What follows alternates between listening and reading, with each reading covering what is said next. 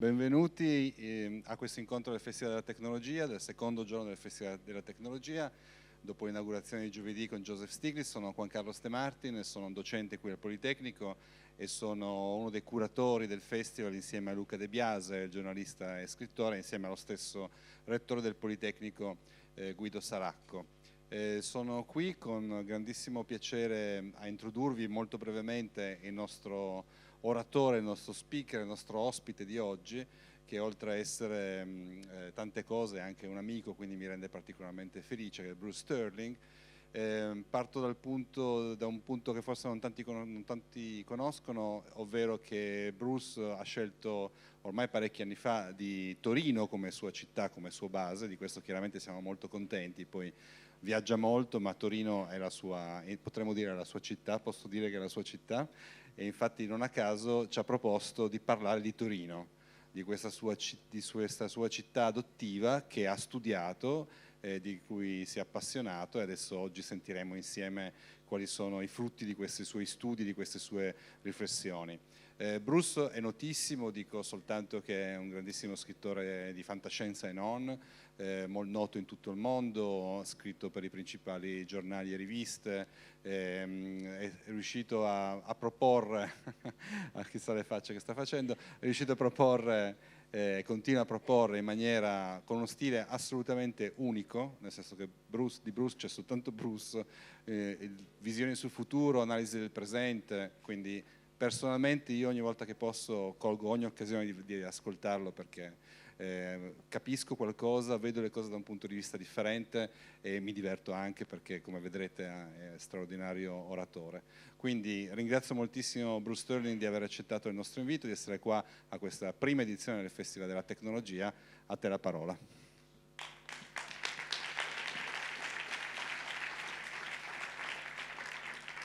Okay, if you get bored with this, you can go right down the hall and listen to Max Casacci. It's one of Max's new records. I have played this record over 100 times. I am quite the Max Casacci fan. And if I wasn't here talking to you, I'd be there listening to him.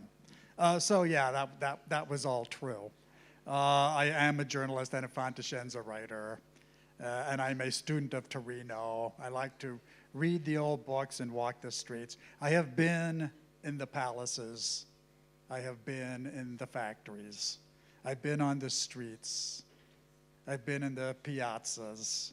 I have an apartment in Torino where I eat and I sleep and I study Torino. And so for the Torino Festival of Technology, I will now deliver an entire hour of a speech about Torino as an artifact of urban technology. What is this place, Torino, which surrounds me? How was it constructed? How is it engineered? How does it function? What is the infrastructure? What is the material culture? Why did it last so long? Where is it going? So let me show you what I have discovered as a globalist in Torino. So this is prehistoric Torino. Before Torino had any name, the Celtic fort and oppidum.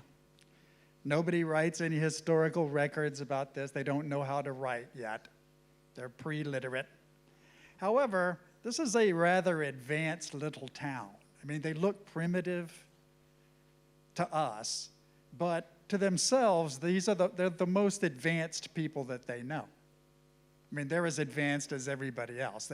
They may have heard some vague rumors about Egypt or Mesopotamia, but in their part of the world, on the river, Po, this is as technologically advanced as it gets.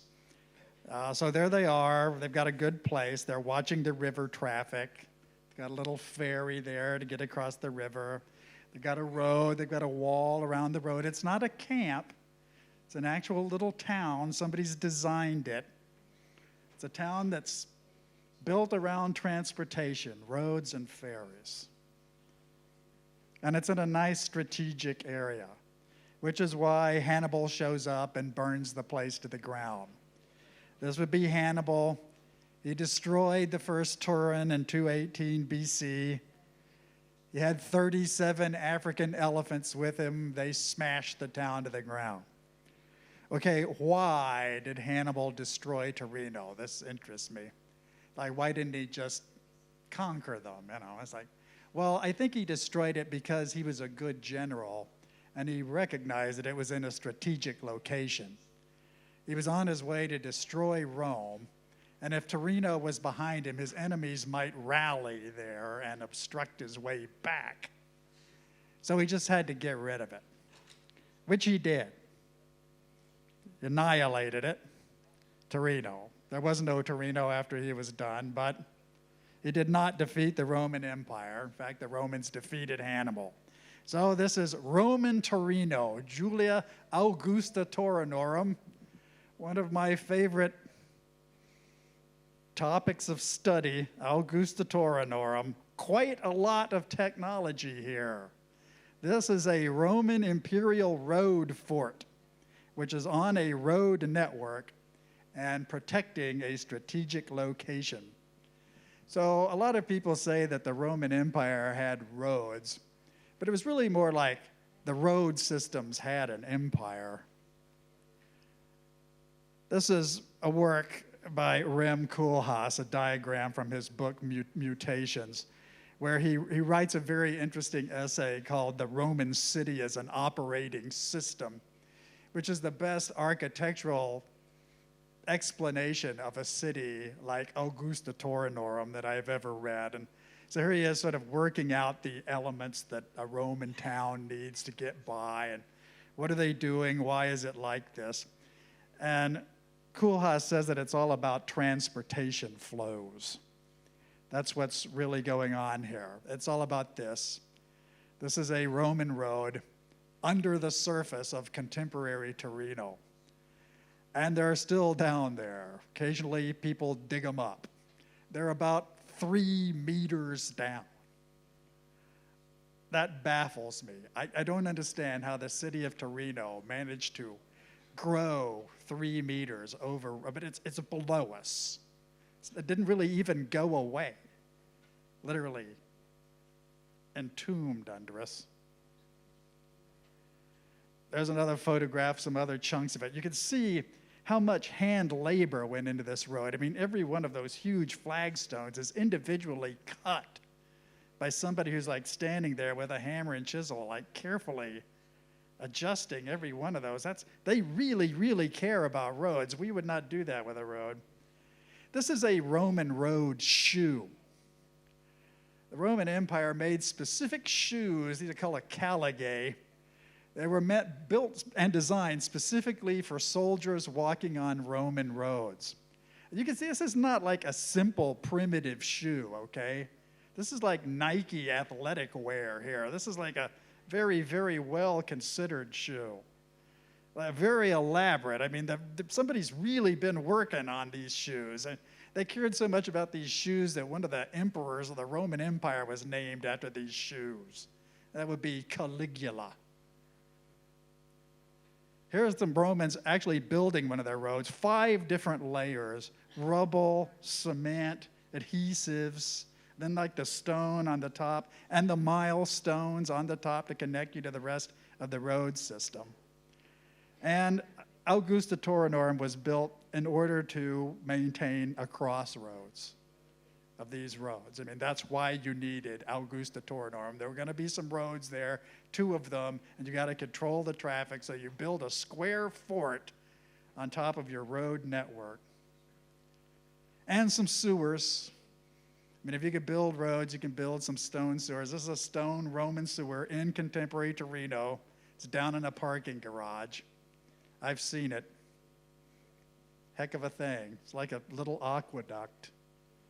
Here are some of the water-powered mills of Augusta Taurinorum. I mean, they had a lot of hand labor because they had slaves, but they also had literal water power. They're in there like grinding grain. They got saws. They're cutting timber. This is the Dora. A lot of them. This is a sophisticated town, even though it's small. Here's a lead pipe, which is delivering water to some rich person's home. This is actually Augusta Torinorum running domestic water. You don't see this again in Torino for 1,000 years. That's pretty high tech.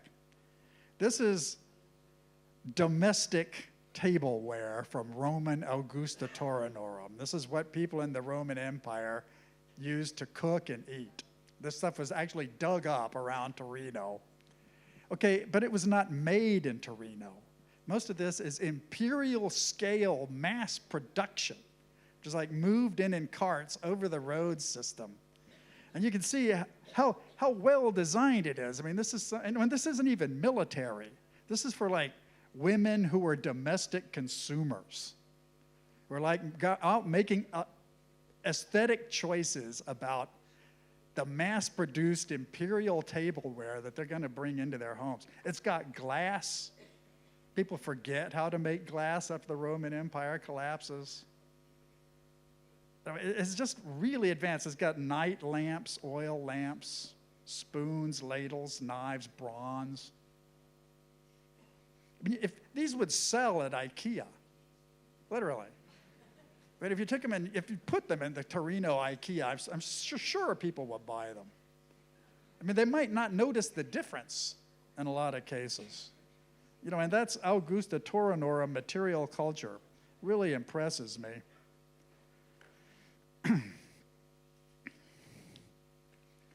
So and this is what Augusta Torinorum looked like many years later. Let me see if I can pop over this. Yes, here we go. This is entertainment in Augusta Torinorum. This is their amphitheater, where they sometimes have combats, but mostly they listen to theater plays. And this is not a small building, okay? These are people who really care about mass entertainment. This is a government-supported entertainment center for the city of Augusta Torinorum. You can put practically the whole town in this thing. I mean, they really care. I mean, they really want to see those festivals.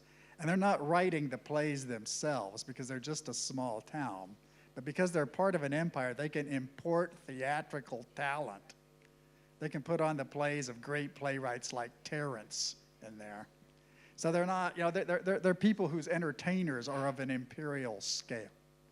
And this is the equivalent of like Rai Uno, Rai Due. I mean, it's their television, and it's really big. This is what a young woman had in her purse when she ran away from Pompeii during the volcanic eruption. So this is the typical kind of consumer goods that like a fashionable young person in the imperial empire in 98 AD would just sort of grab off of her makeup table while she's trying to get away from the volcano. Okay, there's no machinery in there, there aren't any gadgets, there's no iPhones, but this is just one person, and look at the variety of goods that this woman has. She's not even rich. This isn't jewelry. This is like a normal person, right? And there's a lot of like little magic things in there, but you know, some people think this is a wizard. No, I'm pretty sure this is just like a cool Pompeii beach chick who's just, you know, dresses up on weekends, goes out to dance on the beach, and this is what she's got in her house when she has to run away. That's a lot of stuff, really. I mean, that's an enviable hoard of things for a woman in a relatively small town like Pompeii. I mean, Pompeii was richer than Torinorum, but it was about the same size. It was, you know, it was not a super fancy, gigantic imperial town. It was just a kind of normal town. You know, and the Torinorum-ese, they were not the Torinese yet, they were the Torinorum-ese. They could travel huge distances. The most famous Roman Torinese guy was the governor of Bulgaria.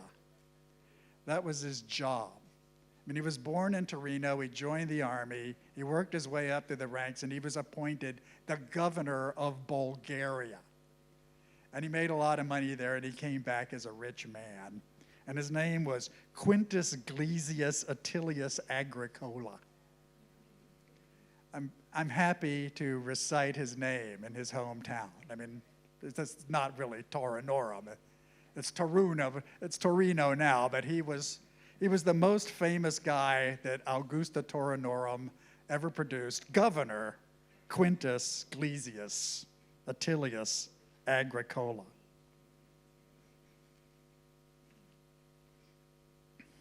Well, the Roman Empire fell, and without the roads, the town of Torino was too big.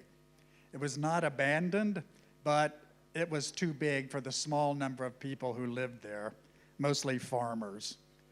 And that was the Dark Age, and Dark Age people commonly lived in ruins because they just couldn't build as well as the Romans did.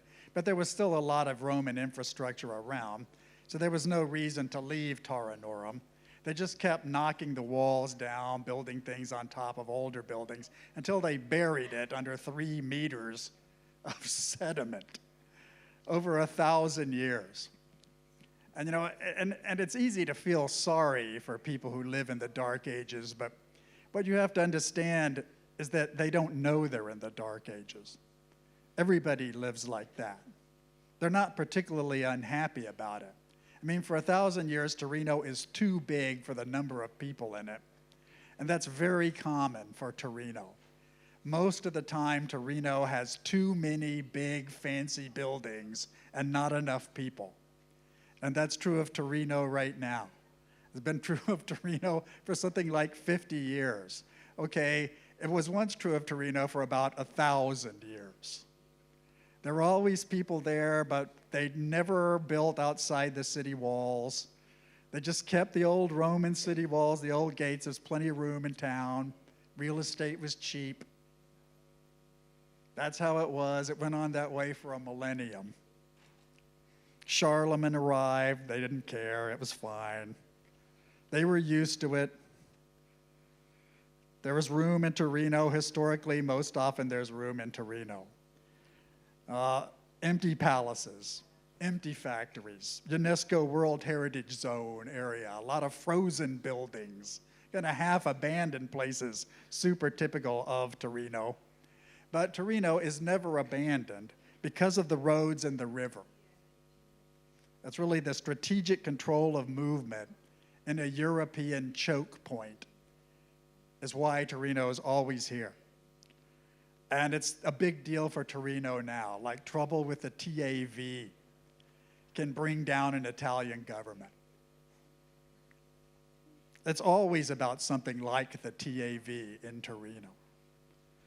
Torino as a city is about controlling speed. It's about controlling volumes of transportation. There's always somebody willing to do it, and it's because of its geographical location. So around 1404, the University of Torino shows up. And that's the first sign that Torino is actually going to be an intellectual center, that people are really going to educate them. That's very early. You know, there really aren't many people in Torino. It's a little surprising that there's an early university in Torino. But objectively, there doesn't seem to be any reason for it.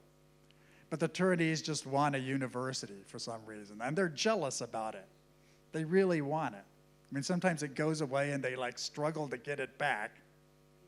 It's part of their regional character. They're about the roads, they're about the river, and then suddenly they're very much about the university. And they always have one. Doesn't matter. Sometimes they have 3 or 4, but they can't have too many. They love them. Okay, 1556. This guy shows up. This would be Duke Emanuele Filiberto. You might probably seen him. He's like in the middle of one of the biggest piazza in the town. Okay, you know, what is this guy doing? Well, he's putting his sword back into his sheath because he's won a military victory and he's decided to make his capital in Torino. He's going to build. He's killed a bunch of French guys. He's sick of the bloodshed. He's going to like build a big fort, and it's going to be like a really high technology fort and a really strategic part of Piemonte. And it's really his decision. It's kind of his alone. Like, okay, I'm going to leave Chambéry. I'm going to go across the Alps.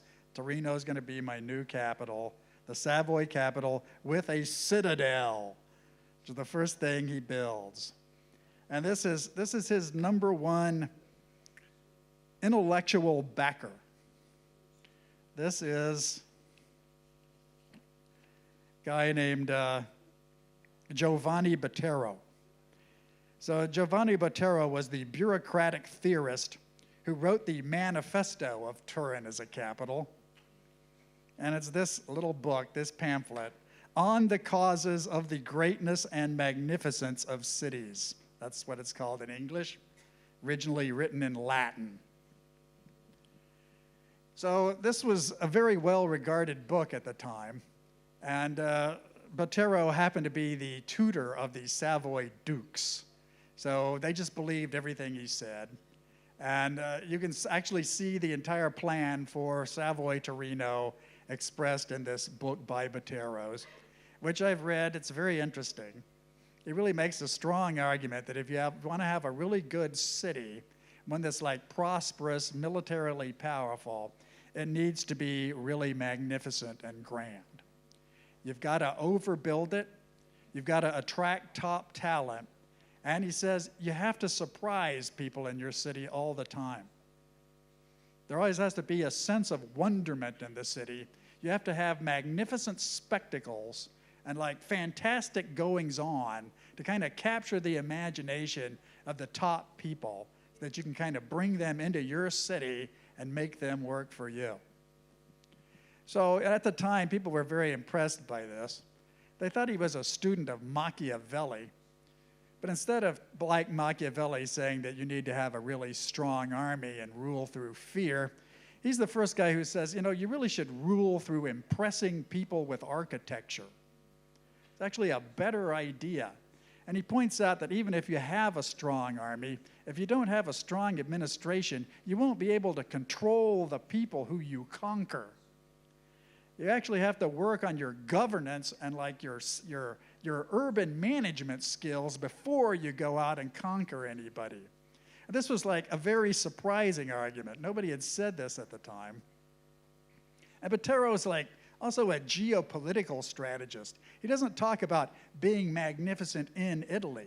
No, he says you have to be magnificent on a world scale.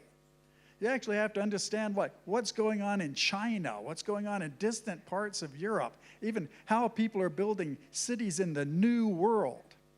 So you can bring in the really top people, right? People with some imagination. And you have to do things that nobody else in the world is doing. That's how you know that you're grand and magnificent. And if you do those things, people will flock to you like a magnet, right? And they will admire you. And he's not addressing this to the population, by the way. This is autocratic technocracy. It's kind of aimed at the head of state, people of royal birth. You know, the seigneurs, the dukes, the duchesses sometimes. These are the people who he's making the argument to. He's like aiming right at the top of the head of state instead of saying, look, if you want to be magnificent, surround yourself with magnificent structures and assemble a group of top intellectuals who can like make you look really good, right? And then like worry about the economics and then like worry about the army as kind of the last thing. And they believed it and they kind of went for it. I mean, Botero his book is the Manifesto of Turin. It was translated into many languages immediately. It was quite influential at the time. You have to impress the world with magnificence and grandeur and not just pikes and muskets and cannon fire. If you bring a princess into your town, you have to take the opportunity to build an entirely new gate. That would be a kind of Botero advice. So this is the gate built for Madama Cristina, the new gate. So Madama Cristina is a French princess. She's 13 years old. We're going to bring her into Torino for the first time. What are we going to do? We're going to have a huge festival, a big public event, fireworks, dancing, singing, everything. And we're going to seize the opportunity to actually rebuild the gate. And we're going to tax everybody in the town. In fact, we'll just force them to contribute. Like, look, the princess is coming. Do you want to be on the good side of the mother of the next duke? Well, you better pony up some money and like build us this fantastic new gate. So they do. I mean, they build a new gate for the ceremony. It's specifically there. It's literally a wedding gate, right? And this is super typical of Turinese construction in the Baroque era and sort of ever since. First, you have the magnificent spectacle, and then you actually use the excuse to improve the city. You now have a magnificent spectacle gate that stays there permanently. I mean, the actual spectacle is the princess getting married, right? But that's just the excuse. The idea is like you build the super wedding gate and then you keep it for centuries. Just like you turn the spectacle into permanent infrastructure and then you can afford it, right? If you go in debt, it doesn't work. There she is, Madama Cristina and her daughter-in-law, her successor, two Savoy matriarchs, still very much part of Turinese public life. There they are, next to a dead smokestack, which is turned into a cathedral. Okay, the smokestack died, the church is still there, and these two women are still in the streets of Torino. They'd be very happy to see that. I mean, they're still very famous women here, 375 years later. They've got their own fandom. They have giant postcards. Their beautiful paintings are still here. Kind of fantastic. This is one of the lost gates of Torino. It's just called the Marble Gate. Something happened to it. I forget what. Probably somebody blew it up with cannon. But look at the size of that thing. And it was handmade with marble. Imagine if you tried to do that now. It's like, okay, yeah, we're going to like Porta Nuova. We need a new gate. I mean, we've been working on Porta Nuova quite a while. How about we just build a gigantic gate out of marble and like get stonemasons to build it with their own hands?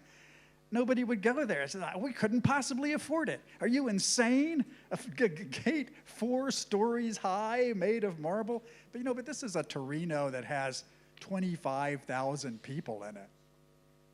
And they could build gigantic marble gates with their hands. And they did. You couldn't stop them. This is the Torino Citadel. This is the first thing that the Savoyards built in Torino. This is a very interesting structure because it's one of the first Italian castles ever built that understands gunpowder. This is not a normal Italian castle. This is a gunpowder citadel. So you can't get the cannon next to the walls because of you can't knock down the walls because they're made of brick and they have a slope like this. So either the cannonballs just bounce off or they just crack the brick. So you can't smash your way into this citadel with cannon. But there's cannon inside the citadel, and the cannon are all in these bastions, the 5 pentagonal bastions around here. So if you dare to try to swim through the moat and climb the wall with ladders, you will be slaughtered by the cannon who fire along these walls in quite calculated geometric lines. So this bastion is basically impregnable. It was never taken by storm. People attacked it, they put it under siege, couldn't get in there. Had its own water well. They kind of built this one to last. Finally, Napoleon knocked it down. And there's just part of the gate left. But this was the military jewel of Turin for about 400 years. A very, very well-made, well-engineered, indestructible Turinese citadel. Got to have some top-flight intellectuals to go with you, along with Botero. There's another guy here. This is Emmanuel Tesoro. He's a humanist, literary figure, propagandist, poet, political advisor, member of the Academy Celino. This is the kind of guy that Botero says you should hire. And they did. And he's like the most famous intellectual of Baroque Torino. All his books are in libraries all over Italy, many places in the world. He's a super famous literary figure at the time, trusted by princes. I mean, he's a technocrat. You can't build Torino without people like him, but you need him, and then you can get him to hire other people, and then you're doing well. Here's the edges of town where they're reproducing the cannon situation. You see the city doesn't even touch the river. They're very careful. I mean, it's about controls of transportation. If you come across the bridge across the Po and you want to go through into Torino, you have to face 3 or 4 consecutive death traps. You can be blown to pieces at any minute. I mean, first there's getting across the bridge, then there's the bastion on the other side of the bridge, then you have to cross this narrow exposed bridge that goes across the moat, and then at the moat there's another little citadel where you can be killed. And then when you go into the sort of welcoming area there, you could easily be shot off the top of the building. So yeah, this isn't even the citadel. This is the normal part of the town where simple tradesmen are trying to come in and sell cabbages. And this is a very secure town. They're working hard. This is the Academy Celino, which is the area where this gentleman was doing a lot of his literary work. This isn't really an academy. It's not even a university. What it is a kind of intellectual conspiracy center. It's like in the home of the Prince Cardinal Maurice of Savoy, who is a well-to-do member of the Roman Church. And he just decides to found his own kind of private study center and like bring all the intellectuals in from all over Torino and sort of guest intellectuals, and everybody gets to eat and sleep and do scientific experiments at his expense. So you can see that this fan of the Academy Celino is like showing some of the busy intellectual activity that's taking place in Baroque Torino. They're doing all kinds of experiments with optics, with geometry. Very busy bunch of guys. This building still exists. It's on the other side of the Po, up the hill. Nobody uses it. It's an empty ruin. I often go there to do a little thinking. Really a great place for kind of wild intellectual activity. And these guys don't have tenure. I mean, this is basically just one long intellectual party. Kind of print anything you want, try anything you want. He'll hide you from the Inquisition. You can have like very frank discussions with your fellow scholars in there. This is Madama Christina's wedding downtown near Palazzo Madama, which is named after her. It didn't used to be called Palazzo Madama, but when she took it over, they named it Palazzo Madama. And you can see that getting married in Torino involves gigantic fake statues and artificial landscapes and a lot of parades and a lot of dancing. And these are all temporary structures which were put out in the middle of the piazza, but they're like 3 or 4 stories high. And all the guys who build these structures hang out at this building. And this is the birth of what eventually becomes ballet and opera. It's a very early ballet and opera. It's actually a descendant of tournaments and kind of wedding marches. But suddenly it's becoming a much better organized and kind of more artistic and more propagandistic kind of situation, because all this is being done for the benefit of people in Torino who are witnessing this fantastic spectacle, which ends with an orgy of fireworks where they set all the stage gear on fire. And then you have a new princess. And that's how it's done. This is Madama Christina's wedding gift. This is the Castello Valentino. She's 13 years old. She just got married. It's like, hi, we've got a palace for you. You could take this over. And she does. She hangs out there. Didn't like it much. She preferred Palazzo Madama, and then finally she built the Vigna di Madama Reale up in the... She's a big builder, though. I mean, if you imagine yourself as a 13-year-old wife, and this is the first house you get, it's like, well, I'd like a better one. Kind of the story there. has a French garden because she's French. Okay, so this is some actual ballet and theater happening during the era of Madama Cristina. And finally, you can see they're like getting into the idea of like, well, maybe we can actually build stages and kind of like assemble things on a stage and have like actors perform on a stage instead of being in the street. And they're using perspective tricks, which they've kind of learned through their optical studies earlier. So they can make a stage look really deep. And they're kind of using these architectural stage assembly tricks to kind of make it look like, and there's like painted backdrops and the whole rest of this. So this is the work of Madama Cristina's top theater guy. There's a gentleman named Il Conte Filippo San Martino d'Allier. And he's one of the gang who hang out in this building. I mean, Filippo is like the most glamorous guy at the Academy Celino.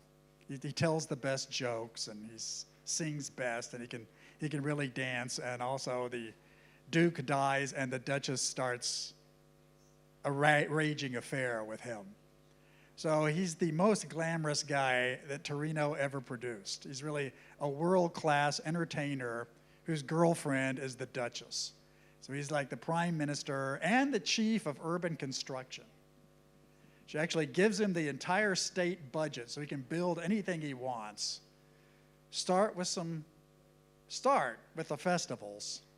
Always start with the festivals, but then work your way up to actually building gigantic, magnificent structures that are permanent, that we can keep. So eventually he builds a place where the two of them can kind of retire, and that's the Vigna di Madama Reale. That's where he died. But he also built unbelievable numbers of it. He built things all over Piemonte. He built things in Allier, which is where he came from.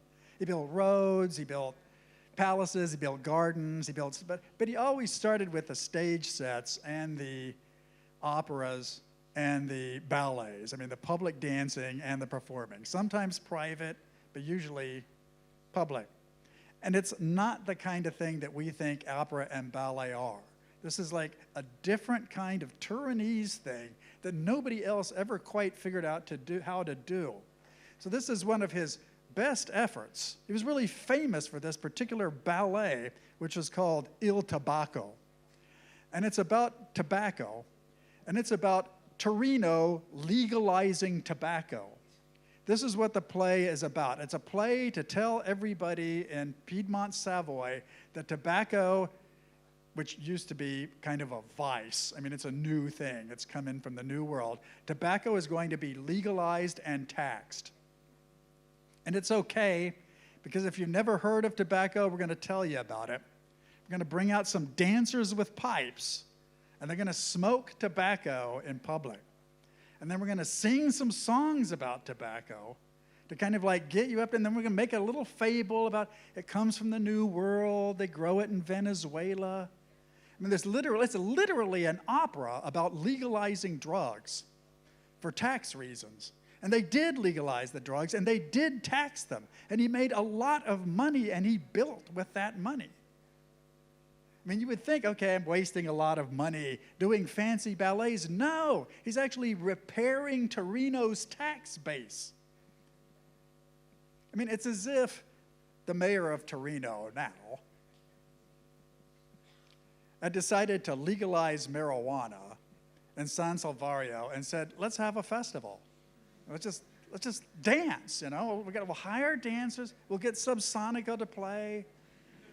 You know, we'll budget it, you know, and we'll pay for it by the money we make from the legal. I mean, you know, people would think it was insane. I mean, it's just like, how could you possibly?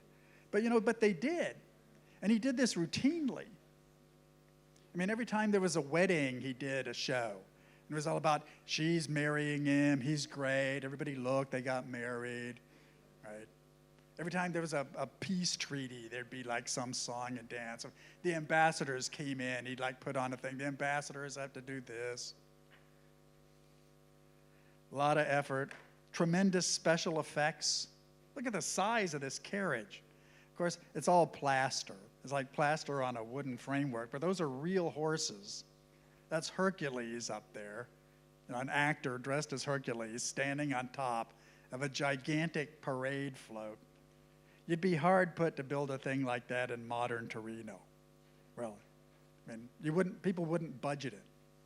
They'd be afraid to do it. You know, it would look weird. This is a generation later.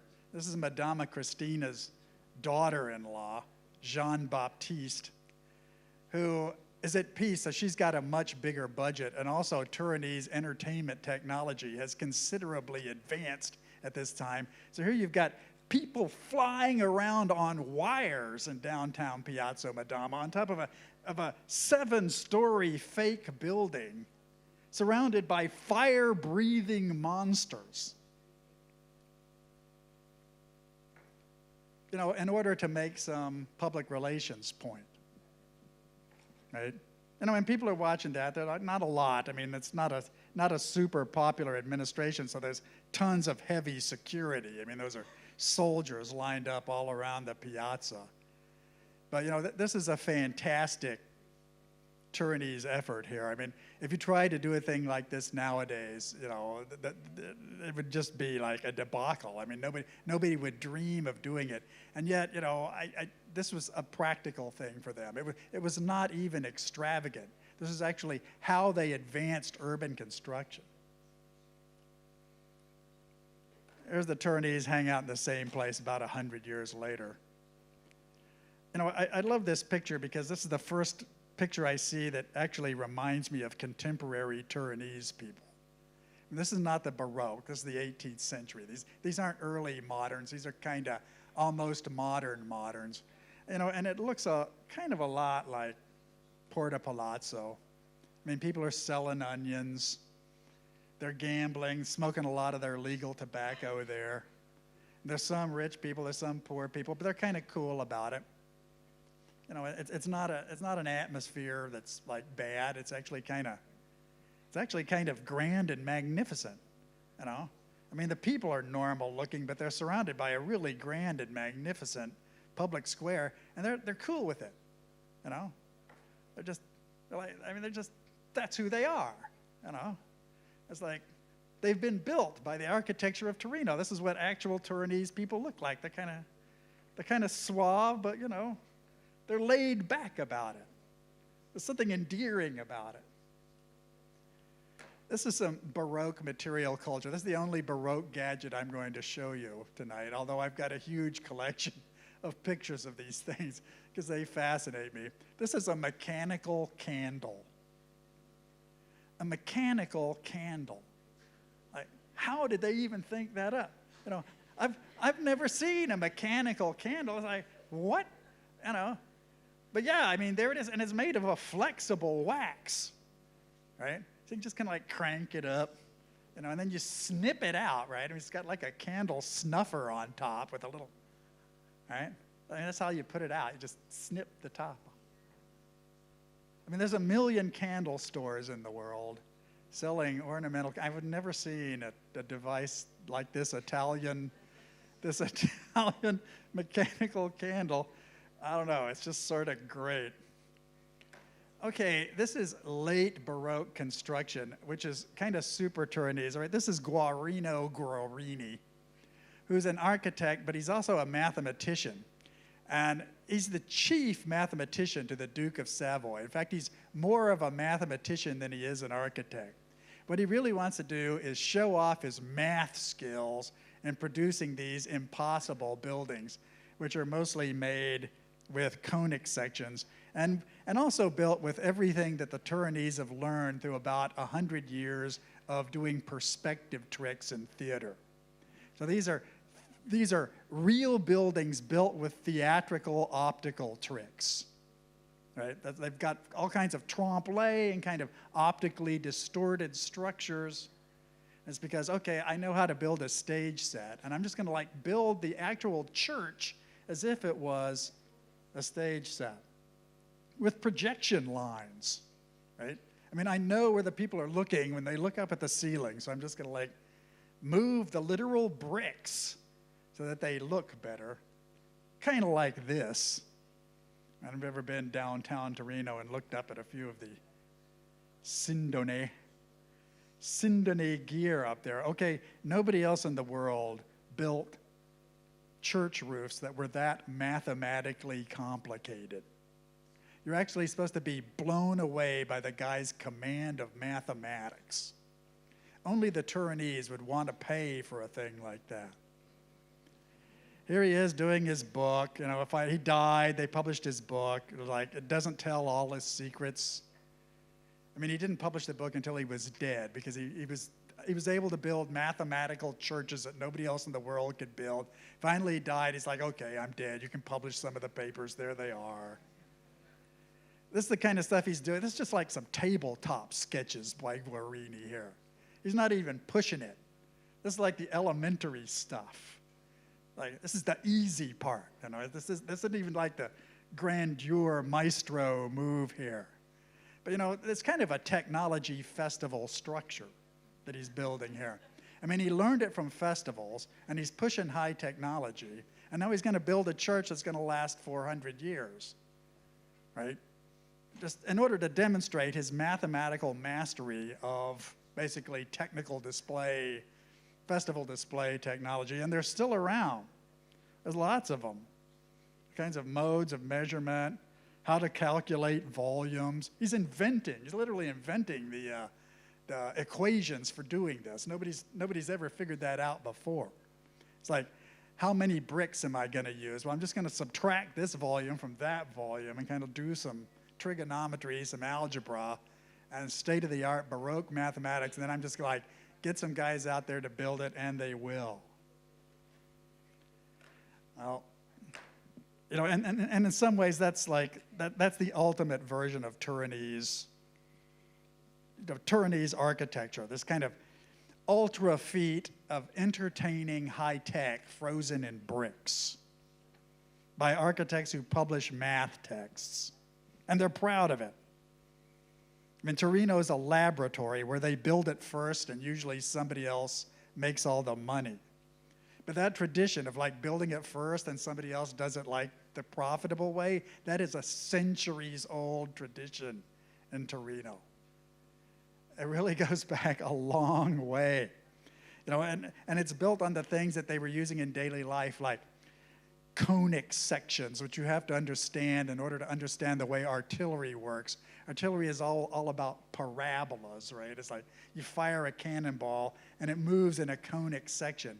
So if you understand that, then you can build parabolas in buildings, which they then proceeded to do. I mean, a lot of Torinese buildings are basically made out of frozen cannonball fire. You know, it's really a fantastic thing. I mean, in the 1600s, there was like a mania for fortress construction in Turin. The siege of Turin in 1640, Turin was attacked, but the French were in the citadel, the Spanish were in the city. The Spanish were outside the city attacking the French were in the citadel, the Spanish took the city, the French were outside the city attacking the city, and the Spanish were outside the lines of the French. It was like 4 consecutive lines of sieges all going on at the same time, along with underground tunnel complexes, sniper rifles, hollow cannonballs with secret messages inside. That's how they were commuting to each other in the 1640s. You know, and these are regional eccentricities rather than universal advancements. So sometimes they really are universal advancements, and then the Torinese will demonstrate them. And they usually use a big spectacle to demonstrate them. Ornamental architectural ceremonies, opera, ballet, mechanical special effects, the ancestors of cinema muto. The culture festivals come first in Torino, and then the massive construction comes second. Because the factory builds the palace, but the palace predicts the factory. And Torino tends to have a festival about technology whenever it's having some kind of cultural fit. So this is Torino's golden era here, or rather its heroic era, its iron heroic era. This is the Risorgimento, where Torino as a city is the capital of Italy, and it's uniting Italy basically through years of preparation for a war that everybody in Torino knows is coming. There's not a lot of art in this Turinese period, the Risorgimento. It's actually an era of grim military preparation for a war of national liberation.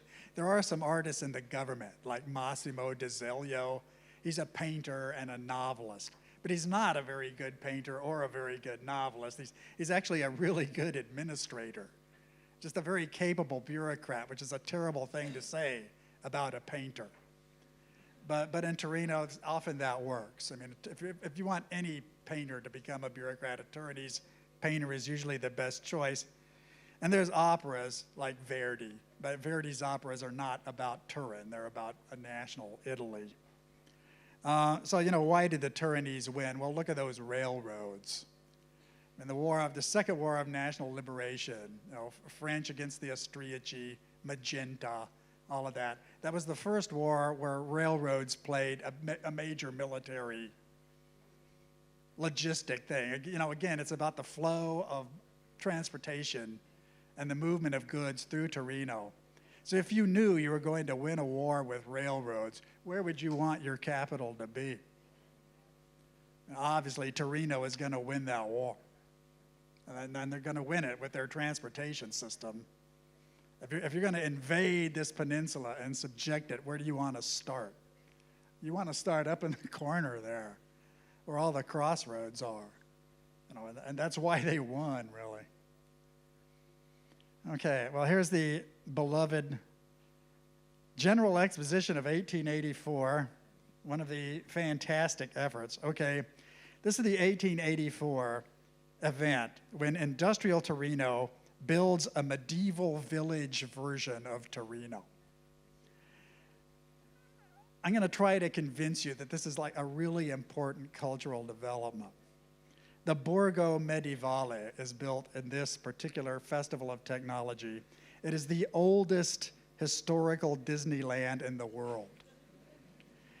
This is the invention of the idea of the fake medieval village.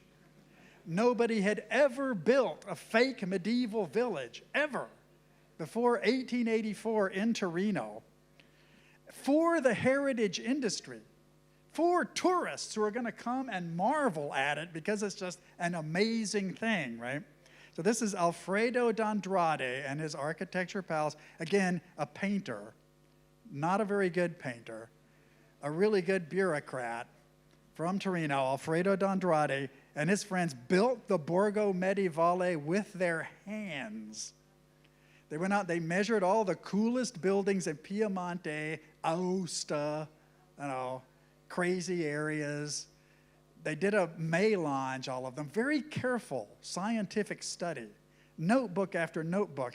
He's out with calipers. He's like measuring doorknobs, hinges, carefully tracing things. Historical preservation. He's a student of Viollet-le-Duc. He really knows a lot about it. He's a pioneer of historical preservation who gets the idea of, like, instead of restoring old buildings, why don't I build a new building that's like a perfect sort of super replica of the past? This is a conceptual breakthrough of worldwide importance because it's the birth of the heritage tourism industry. Not just that you have a heritage or you have a patrimony, but you actually learn how to package it and like move people through and sell it. You know, and this is actually the answer to the problem that Massimo D'Azeglio raised 20 years earlier when they had won the Risorgimento. He was a good statesman. He says, Italia is made, now we must make Italians. How do you actually make Italians? When you've got the military victory, now you've got like the big culture problem. Okay, you make Italians by inventing a heritage industry, right? I mean, you invent the patrimony and you tell all the Italians that they all get to share it. Like, it doesn't matter if you're from Sicily. It doesn't matter if you're from Venezia. We're all Italians now, so we all have, like, this cool stuff. And you should come and see. And we'll put on a show. And there'll be food and music, and it'll be great. And they went. I mean, even the Piedmontese didn't know that they had a patrimony, before D'Azeglio and his friends went in and they built the thing. And they built it so well that it was too expensive to tear it down. And that's why it's still there. I was there today. It's conservation, restoration, replication as architectural artistry with a national consciousness. That's what's going on. It's a regional competitive advantage. Only the Torinese would think that up. Historically deep artistic and design awareness. I go to make Italy as an artist first and a bureaucrat second. But the government believes in my efforts and the government funds me. And he became a minister of government. D'Andrade did. As a painter who rebuilds tools, he builds encyclopedias of lost and abandoned Italian architecture, a cultural intervention on the historical time scale of the Fernand Braudel longue durée, because he's rebuilding things that were there in the 1400s. He saved practically every old building in Torino that now earns money from tourism. D'Andrade was there first. He measured it. He argued with the government that they should pay to fix it. He was a one-man tornado of historical restoration. The Palazzo Madama, the gates of Augustus. Like, the guy's all over the place. He's fixing everything. And it's not enough to admire it. You have to demonstrate it and publicize it. Okay, this is the Esposizione Internazionale di Torino of 1911, probably the greatest tech festival that Torino ever had. The Torinese are amazingly on top of their game in this gigantic festival, and it's very well documented. It's fantastic if you're interested in this, how much you can learn about Torino in 1911. They've got aviation. They've got automobiles. They've got the world's sexiest railway system. It's fantastic. There's even video of this. And of course, there's a building boom because every Stile Floreale building in Torino and San Donato's covered with them. And they're all over on the other side of the Po. They're all tied in with this exposition in one way or the other. It's just like a huge Belle Epoque burst of Torinese creativity, electricity, machinery. They're on top of their game. They're rich. There's money to burn. Fiat is booming. There's a ton of money around. They're really happy. They're the happiest Torinese, the people of 1911, the happiest Torinese you'll ever see. Just super positive about it, really glamorous, sexy, on top of their game. Free, of course there's opera. There's music performances, the commissioning stuff. There's dancing, all kinds of wine. It's got all the highest technology of 1911. They know they've got the best technology. They're bragging about it. Clean electric cars here.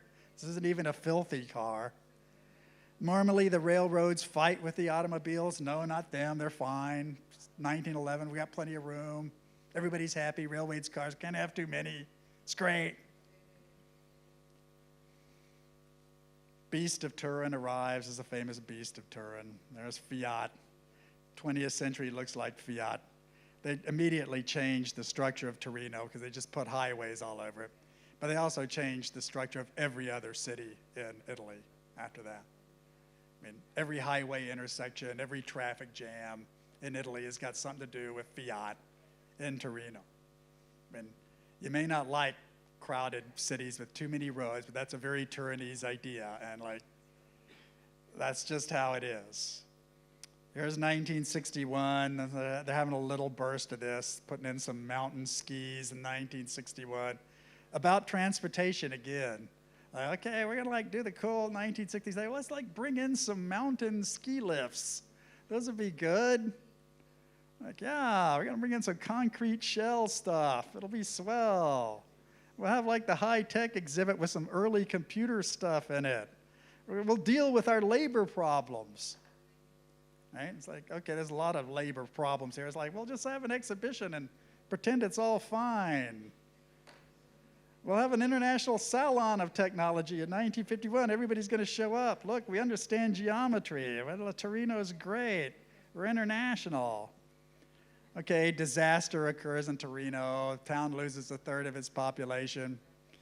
They're heading into a Detroit dystopian scenario. Things in Torino are really bad. Everybody's leaving.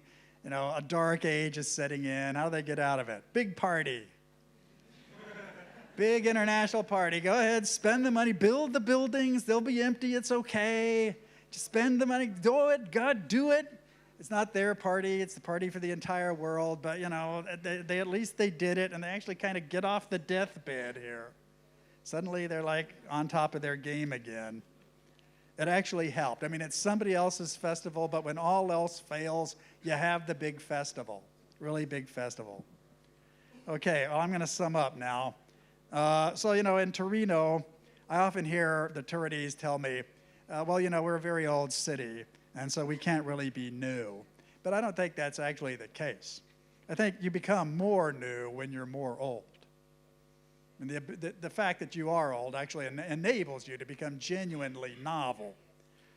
I mean, no one would say, I'm a great musician because I only listen to music from the last 5 years. Right? I mean, even if you're a pop musician, you got to have deeper roots than that. Or you just don't know what you're doing. So the ability to build a Borgo Medievale is the same cultural power as the ability to build the Borgo Futurista.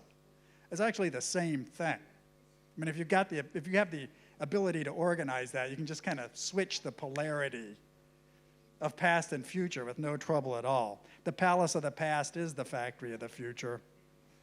If you can attract people, and if you can get the government to subsidize it, you can retrofit the ruins. I mean, you can put glass floors right in the basement of the Palazzo Madama. You can just mix and match it. Electricity, you can do it. Computation, you can do it. Cars, yeah. Smart cities, drones, no problem. They're all there.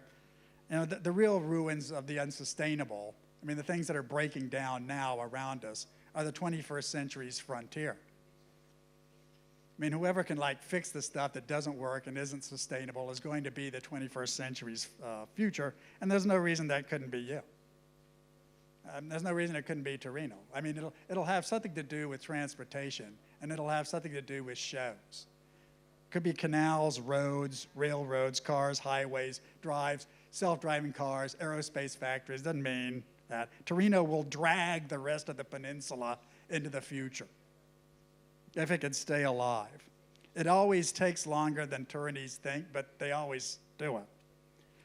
You know, and I'm a historian of the future, and I'm not an optimist, because it's a bad idea for a historian to be an optimist. I mean, you wouldn't be optimistic about this story here. I mean, there's a lot of kind of odd dead spots in it, and it's quite a quirky tale. But I do have some faith in Torino as a society and as a place, because the past takes its meaning from what we do right now. If we understand the past, we're enabling ourselves to act. So I can conclude by telling you the truth, which is that Torino can do great things. Torino can do really great worldwide things. So thank you for your attention.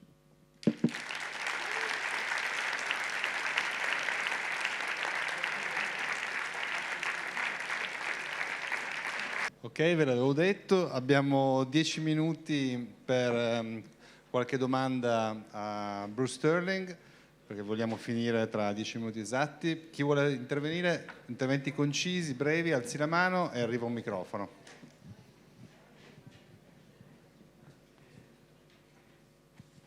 You could go over and listen to Max Casacci's questions. I've got some questions I'd love to ask Max Casacci, actually. Like, when's the new record? Nessuna domanda?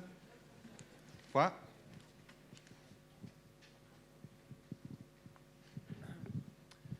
You are an American now living here in Turin. What made you choose Turin as a location? Well, people always ask me that. Actually, it was the Turinese who chose me. I mean, I was asked to come here to be the curator of Share Festival, which is a Torino technology art festival.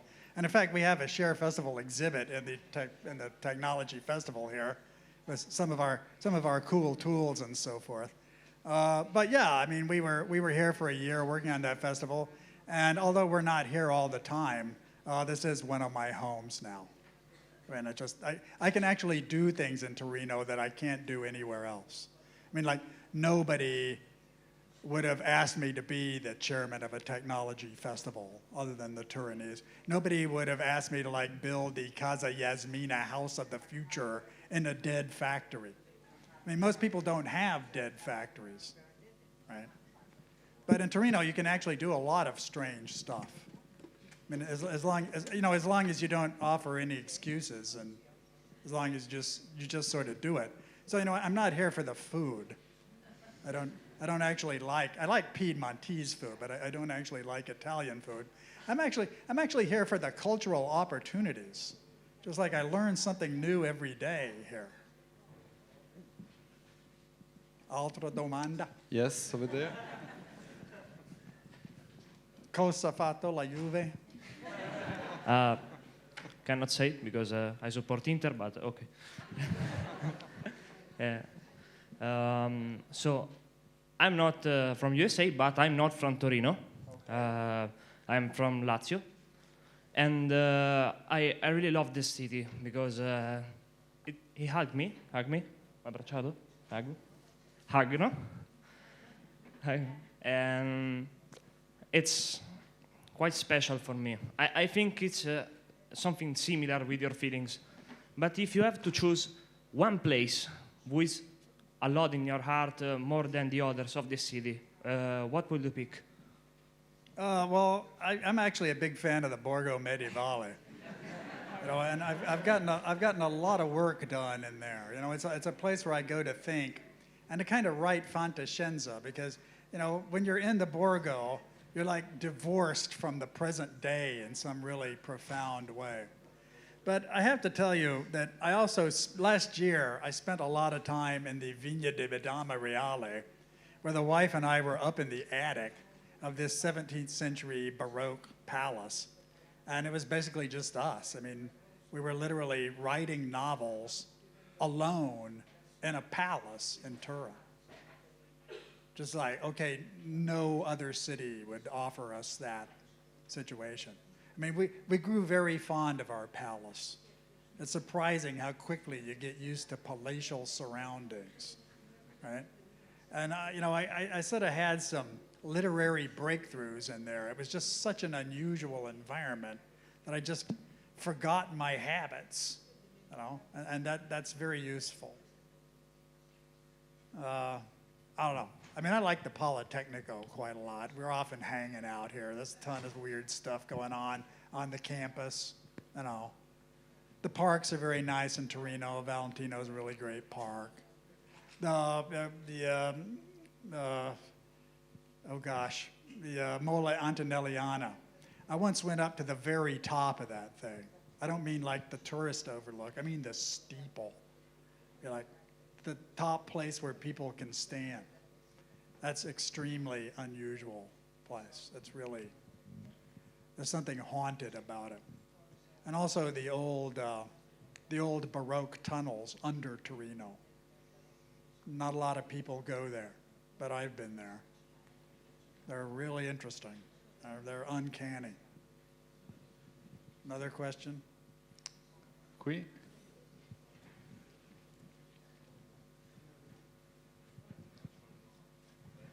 What will be your next novel about fantascienza, if there are any?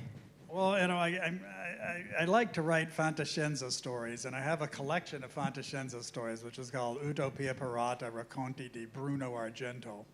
And they're all fantascienza stories which are set in Italy, and all the characters are Italian. So I now have my English language version of that, which is just called Fantascienza by Bruce Sterling. But it's the translation of these Italian works into English, and they're like being published in the USA. So I'm hoping to get Neil Stevenson to write the introduction to this, my fellow cyberpunk there, explaining to people why Americans would want to go write fantascienza. But I know a lot of people in fantascienza, and like I learn good stuff from them. Like Dario Tonani's like really pretty good fantascienza writer, and I'm very interested in the history and the kind of heritage of Italian fantascienza. like Salgari. I mean, he's a Torino guy, right? So yeah, I find that when I sit down and write some fantascienza, I can actually do it. I mean, it doesn't read like normal fantascienza, but it's not that much different than like Primo Levi fantascienza. And he's a Turinese guy. And I've been working for several years on my Bruno Argento novel, which is, Bruno Argento's Uchronia novel about Torino. I don't know if I'll ever finish it, but I'm getting closer. There is also the work of Vittorio Curtoni, that is an old writer. And there's a ton of them, man. You could read like Airships of Savoy, which is a collection of pre-Fantascienza, Italian Fantascienza. Yeah, I don't know. I mean, I read Alessandro Manzoni. I mean, I'm like super into it. I read Dante. I don't know. I read Galileo. Like a much better writer than people would think. We still have 4 minutes, it says, but we could leave anytime.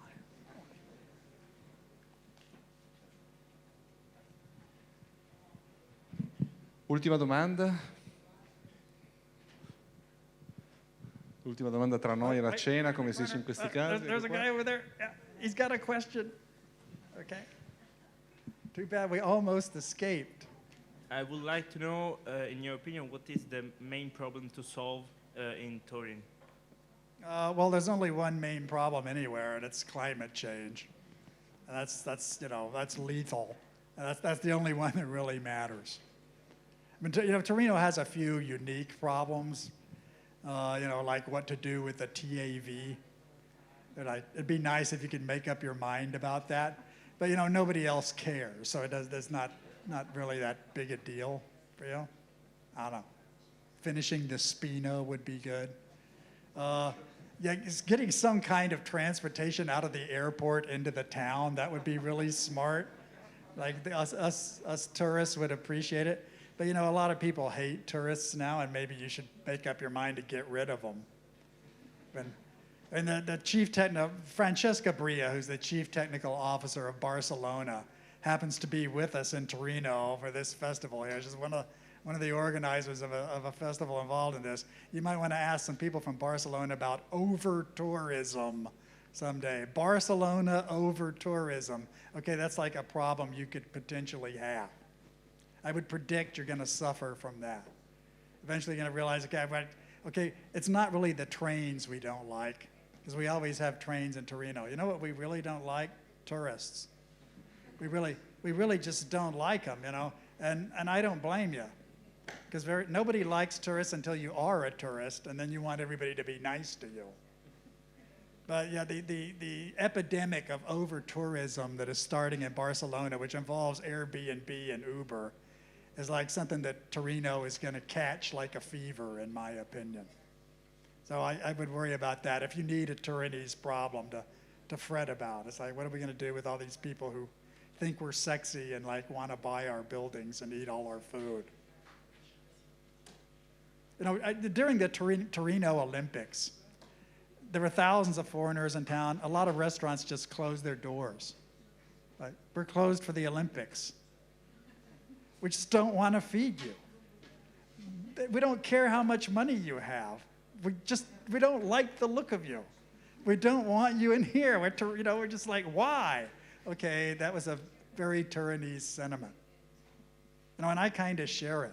I mean, I'm not Turinese, but I'm not a tourist. And when the tourists really show up, and there's really a lot of them, it's scary.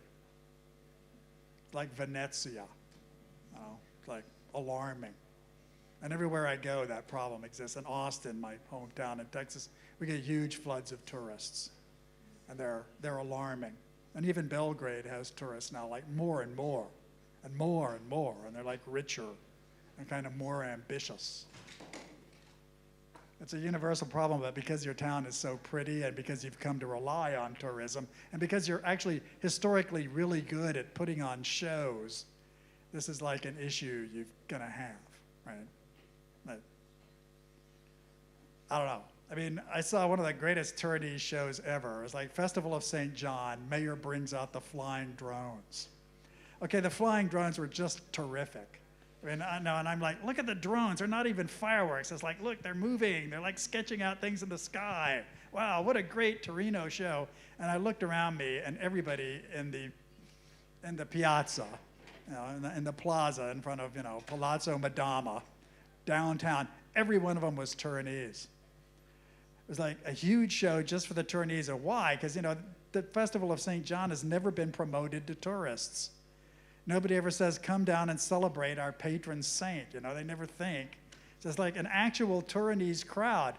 And it was like a little bit scary. I mean, normally there's a big crowd in Torino. It's like at least 15% tourists. It's like a massive group of like really happy, dedicated Torinese. But you don't see them. That may be a problem. I mean, I don't know if it's a problem now, but I think it's kind of getting acute. And I have no idea what to do about it. Get rid of people like me. I mean, that's good advice, but there's a lot of people like me here, and they'll get rid of you. It's just, that's how it is. World's full of questions, okay? It's like the guy who can answer that will become a billionaire. All right. Molto bene, grazie ancora a Bruce Sterling.